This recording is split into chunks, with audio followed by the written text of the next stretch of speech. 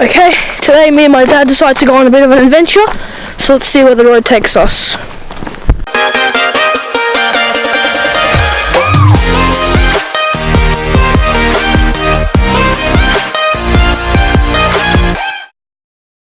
Alright, time for a quick history lesson with Sam and Alex. Let's get into it.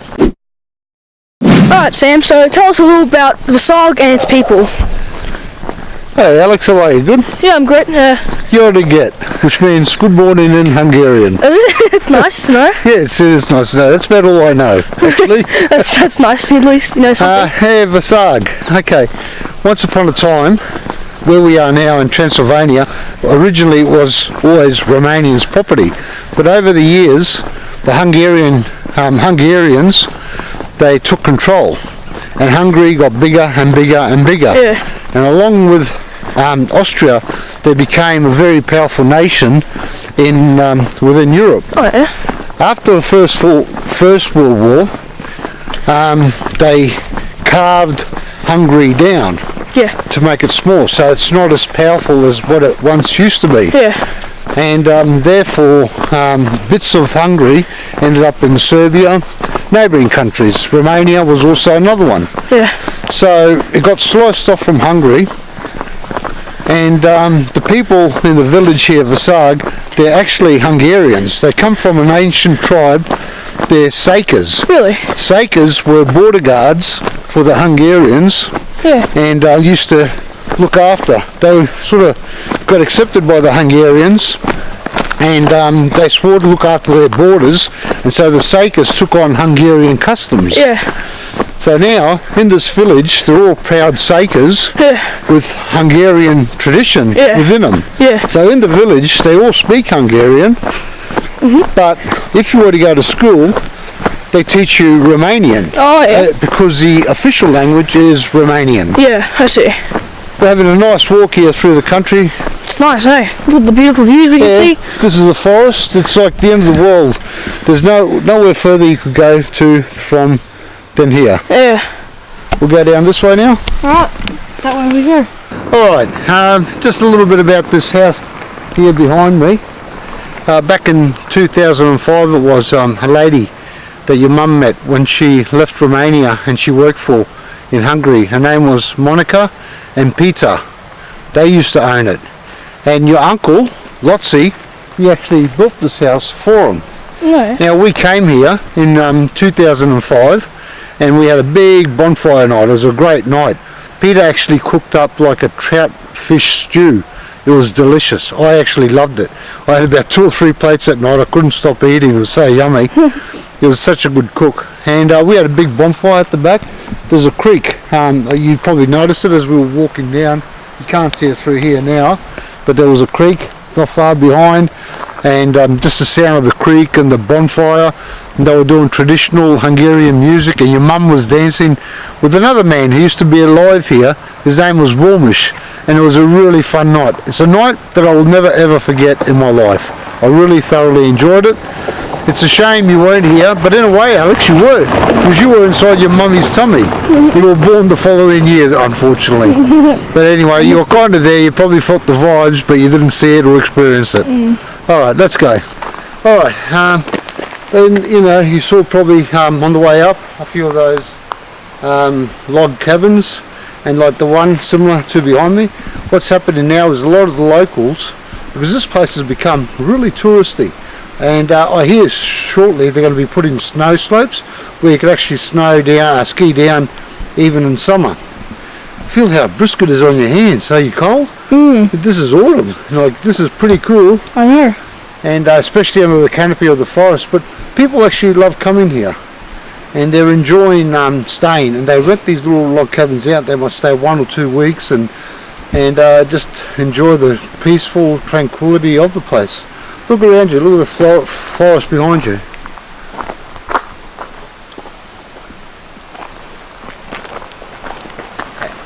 As Anna says, the road that leads you up here, this is like the end of the world. There's nowhere else you could go to from here. It's like a dead end, dead stop, and it's really quite lovely actually. Let's keep going. Just a little bit of mentioning on this road. Years ago when we came back in 2005, the main road up here, it was horrible. It was this kind of road, there were potholes everywhere. I think it's only about 15 kilometres long from the start to the actual village, something like that. I'm not entirely sure, don't quote me, but it took like about 45 minutes to an hour to get up there. You're going across from one side of the road to another, you're avoiding big potholes. It was so frustrating trying to get to town, and I used to hate driving on it. I had a high car and I didn't want to wreck it. You know, there's stones, all these stones. Look at the size of these bloody stones, they just kick up, you know. They do damage, there's big monsters everywhere, there were big holes. And on the way up, there were a lot of cars that were broken down. They'd gone that fast, they'd knocked the sump off their car, the oil was gone everywhere, they were parked up by the side of the road, flat tyres, cars abandoned. It was horrible. And I had to take very careful. Also, I wanted to get back to Australia, you know, we didn't want to be stranded somewhere. Even though it's nice, there's no place like home. Have a look around. Have a look at this beautiful forest.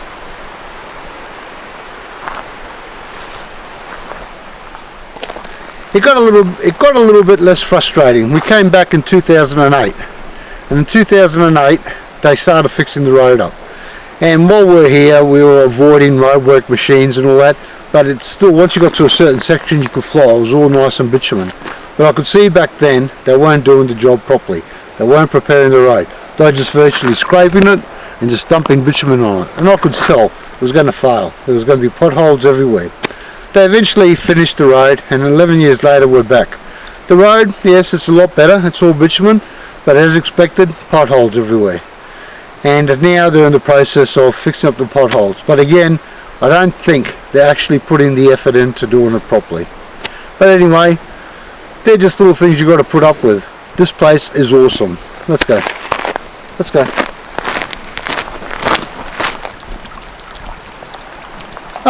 As you'll probably notice, Alex, along the way, there's plenty of these drinking troughs around. They're not obviously for human consumption, but you get a lot of horse-drawn carriages here. People are still doing things the old-fashioned way. A lot more people now have got tractors than when we first came, but there's still a lot of horses and carriages on rubber tyres, actually, believe it or not. And they're getting around, they're carting their timber, they're carting their potato, they're carting their grass. And these little pit stops, I suppose, for their horses. You also get the odd cows, they go off wandering during the day. There's a guy that generally looks after them, and they go around just eating the grass around the surrounding areas. On the way back they stop, have a drink, and they make their way home. You'll notice a lot more of these as we go up. Okay, I just picked up this stick. I don't know why. It's not really for walking. It's more likely we are in the forest, and I hear sometimes you come across the odd stray animal or something. There's also along the way there's been a lot of dogs protecting their properties as we come along, and yeah, I just thought I'd need something to fight them off. Maybe the odd bear, you never know, who might just, you know, think, oh, there's a good sized meal, I might go for him. Not as if the stick's going to help me against the bear, but I'm going to bloody run like crazy, I tell you that now. Here's another example of a log village, really nice log cabin that people are building around here.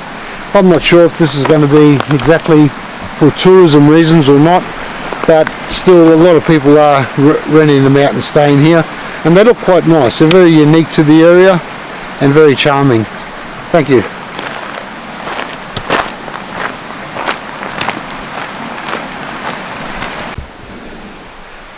This is going to be hard going, guys, on foot.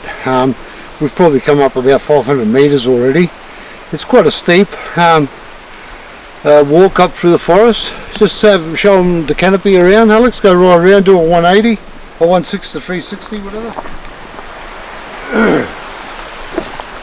Yeah, and it's actually quite chilly, mate. My hands are freezing, actually. My fingers feel like dropping off. We've got a bit of a climb still. I did run into a lady down the bottom in the corner, which Alex didn't record.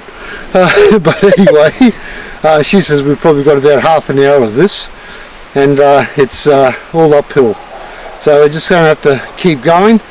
I don't know if you could actually see the indication of the hill, how high it is, but have a bit of a good look while I'm walking away.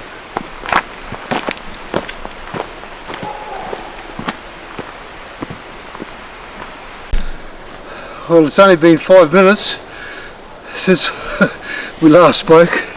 This is very exhausting, it's very steep. I don't know if you could have a look down. Does it show you any indication of the camera? A little bit. I'm not too sure. But it's still beautiful around here, and it's getting colder. The air's really fine and hard to breathe up here because of the altitude. We're probably somewhere up around, I think it's 900 meters above sea level, and it's actually quite hard to breathe up here. But still, it's awesome view. It's a good walk. It's a challenging walk, and we just got to persevere, because once we're up there, you'll be surprised with the rewards. The view is incredible. It's unbelievable. Let's keep going.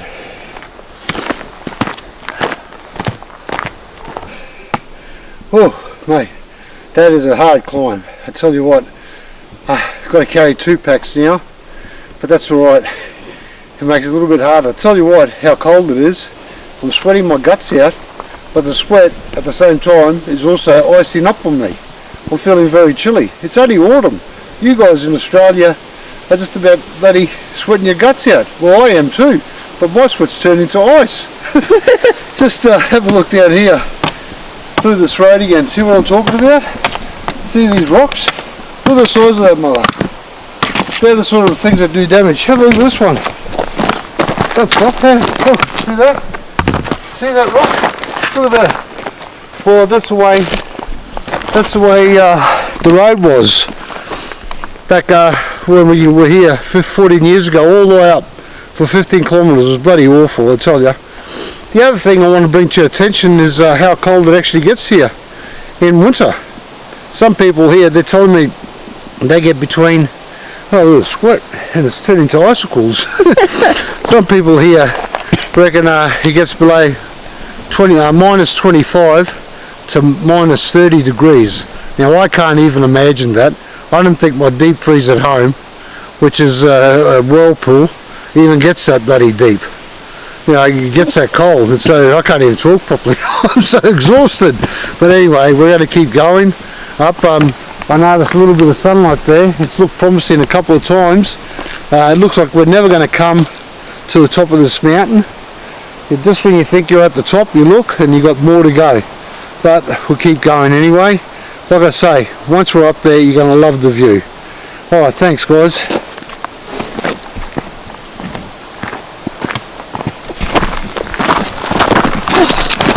So hot to get a good view from here. Look Alex, there it is. It's over there. Okay, last time we were here in 2008, we actually came up here and we did a bit of a tour right around the whole mountain we went, and we came up by horse and carriage. It was not a bad day. Your uncle Lotzi, Alex, he organised the horse and carriage, because I said, oh, let's go for a horse ride. So he organised that, and it was quite nice actually. I got video of that back at home. I'll show you later. And we come to this tower, and you were only 2.5, not even 3. You had so much courage. Like it looks like they've done it up a little bit, but back then it was a little bit scary actually getting up there.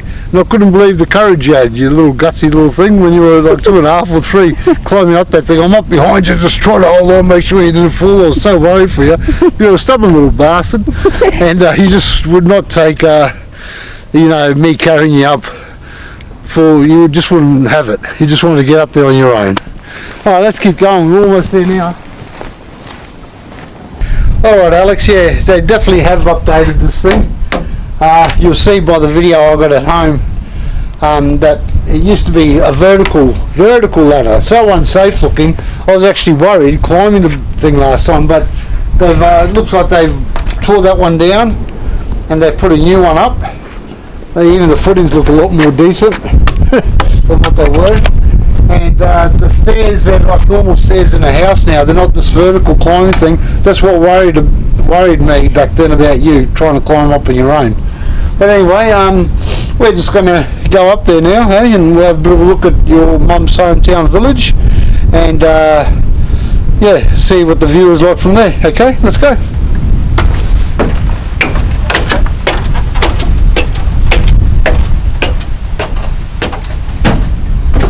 Very wobbly. And that's only the first floor. Alright guys, we made it up here nice and safe. It's a bit windy up here, but I think we're still going to take the drone up and take a look around with from a bird's eye view. It's going to be a good view, as you can see. Take a look around. Varsag's just over there and we've got a beautiful view here.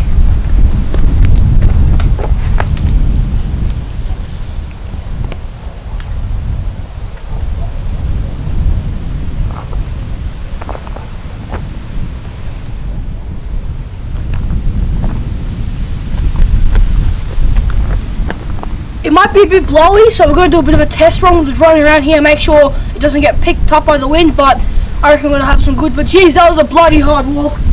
Got some water here to keep me refreshed, but that was hard. Yeah, worth it though. It's windy. Very windy.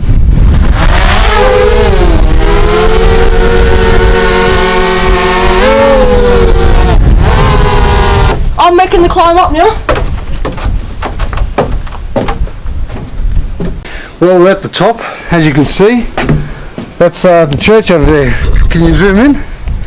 As much as you can, and your grandparents' house is just off to the right of the church, not too far. You can see, you can actually see the potato field where we were picking potatoes from that day. See that bare patch? Yeah. In the paddocks behind the church? Quite nice. So just have a bit of a quick look around here. We'll do it with the drone in a minute. We'll go a little bit higher with the drone actually. Yeah, you can see all the people, they come here, they write their names in stone, and they come up from here and have a bit of a view, have a bit of a look. It is getting a bit cold up here, so I'm just going to put my old, show everyone I'm a true supporter, and put my All-Stars cap on and try to influence a few people here maybe to play baseball. Come to Hendro and join the team. You never know. Hope you join. Hey, my head feels a bit better. And there's an outbox there if you have to go to the toilet, Alex. Oh yeah? I might use that later on. My hands are freezing. Guys, it's very cold up here in my hands. Luckily I got gloves, but I'm not going to be able to use them when I'm flying the drone, so I've got to take it a bit cautious with the drone since it's very windy and we're at an unfamiliar place, but these gloves are always here if I need them for later on. Alright, time to start flying the drone. Alright Alex, let's get this thing going, eh?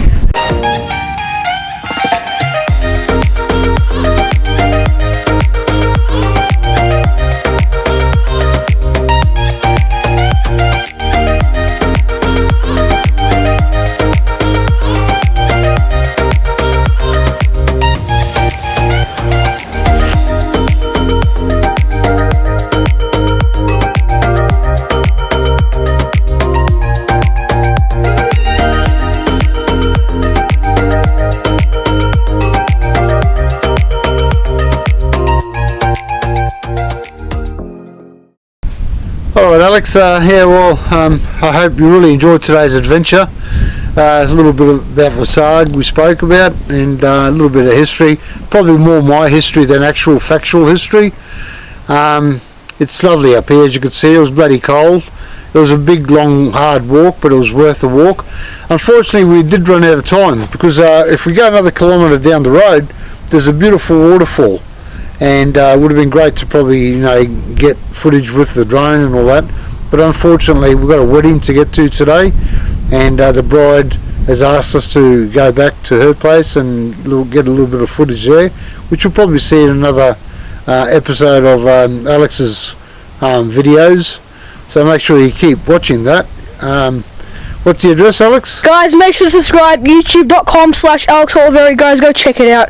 Moving on back to Sam. Okay, we've got a bit of a walk back, and it's going to have to be a bit brisk, so there won't be much recording on the way. We're going to put the cameras in the backpack, and we've virtually got to get going very, very quick. So, hope you enjoyed that, and peace out, and catch you soon. Yeah, I know we put the cameras away before, but as we're walking off, there was something quite interesting, so we quickly threw the packs down and took them off. We had to show you this. This is how we actually come up here last time. As you can see, coming up the road now is a horse and carriage. Exactly a lovely excursion we did last time. They took us to the waterfall. We went right around Varsag, around the mountain top, stopped off at a pub, had a few drinks. It was quite good. Here, have a look at this. Capture this on video. I think it's the same guy that took us last time. Yeah, so peace out.